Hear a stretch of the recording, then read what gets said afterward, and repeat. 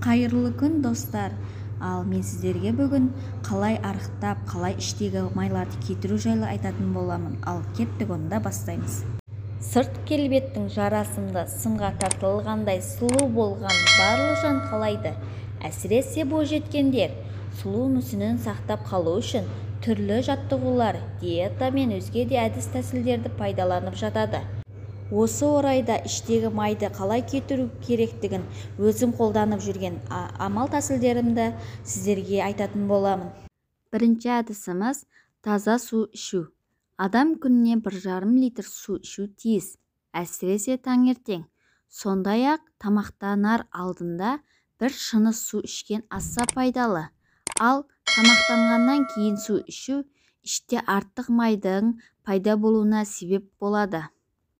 Екінші әдісіміз жеміс-жидектер жеу. Көкөністер, дәнді дақылдар мен жеміс-жидектерді жеу іштегі артық майды кетірудің бір жолы. Мұндай азықтармен тамақтанғанда көп уақытқа дейін қарын ашпайтын болады.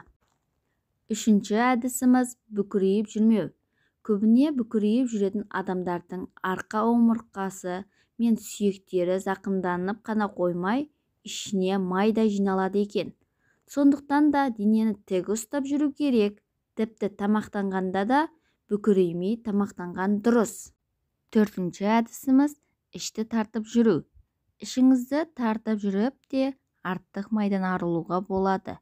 Күн сайын ішіңізді тартып жүрсеңіз, қалыпқа келе бастайды. Бірақ қатты ауырсынуға дейін жеткізбегеніңіз дұрыс. Бесінші әдісіміз жаттығулар жасау. Түрлі жаттығулар жасау арқылы да іштегі майды кетіруге болады. Ондай жаттығулардың сан түрі бар. Алтыншы әдісіміз ішке массаж жасау. Күніне 10 минут ішіңізге массаж жасаңыз. Ол үшін жиналған майды қысып, ұстау арқылы массаж жасау керек. Оның да түрі бар. Жетінші әдісіміз дұрыс тамақтану. Ішке май жиналудың бір жолы дұрыс тамақтанбау. Көмірсулар, ашытқы, нан, тоқаш өнімдері іштегі майдың көбеюіне әсер етеді.